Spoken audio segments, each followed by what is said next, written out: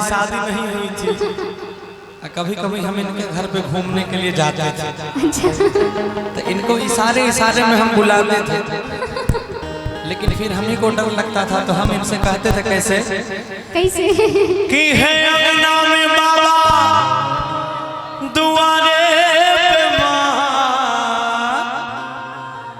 कि कैसे आए गोरी हम तुम्हारे घर माँ।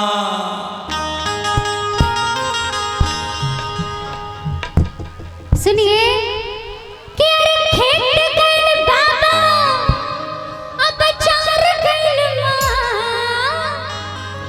खेत गइल बाबा बचार गइल माँ, अकेली हूँ घर माँ तू आजा बाल माँ।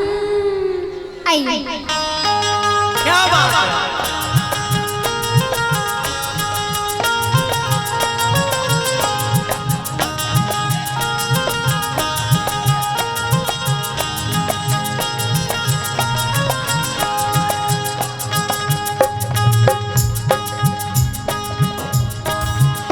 अरे अंगना में बाबा दुआरे पे माँ,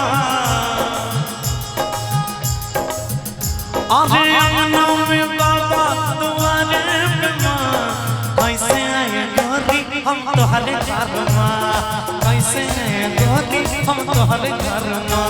अरे खेत गइल बाबा बचार गइल माँ, अच्छा खेत गइल बाबा बचार गइल माँ, खेत गइल बाबा बचार गइल माँ, अकेली हूँ घर माँ तू आजा बाल माँ, अकेली हूँ घर माँ तू आजा बाल माँ। क्या बात है?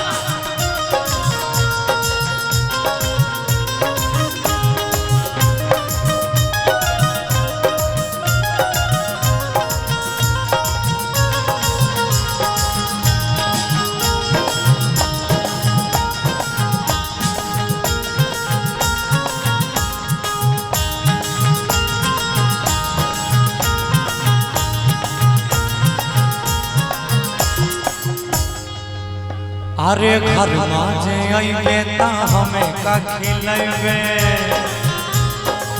उसका टेंशन आप मत लीजिए। घर माजे आइबे ता हमें का खिलाइबे। गरम गरम पूरी हलवा बने हैं। अच्छा जी घर माजे आइबे ता हमें का खिलाइबे। गरम गरम पूरी हलवा बने हैं। और नरम नरम हाथों से खाजा बालमा, नरम नरम हाथों से खाजा बालमा। हे अंगना में बाबा दुआरे पे माँ, अंगना में बाबा दुआरे पे माँ, कैसे आए गोरी हम तुम्हारे घर माँ, कैसे आए गोरी हम तुम्हारे घर माँ। क्या बात?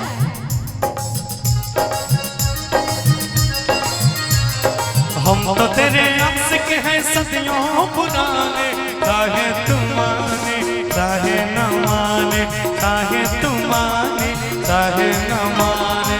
हम भी ज़माने से हैं तेरे दीवाने, हम भी ज़माने से हैं तेरे दीवाने, चाहे तुम माने चाहे न माने, चाहे तुम माने चाहे न माने।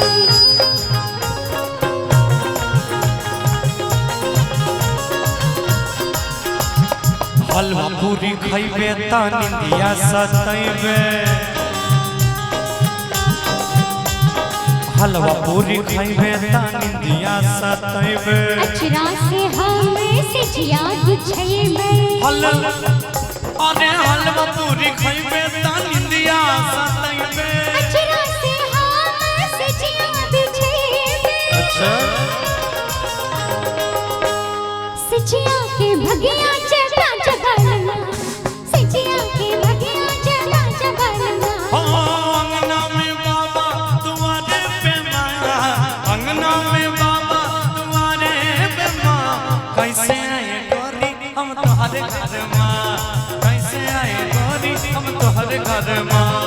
खेत गइल बाबा बचार गइल माँ, खेत गइल बाबा बाजार गइल अकेली हूँ घर में तू आजा बालना अकेली हूँ घर में तू आजा बालना अकेली हूँ घर में तू आजा बालना अरे कैसे आए गोरी हम तोहरे घर में अकेली हूँ घर में तू आजा बालना अरे कैसे आए गोरी हम तोहरे घर में अकेली हूँ घर में तू आजा बालना कैसे आए गोरी हम तोहरे घर में की गोर की पतरा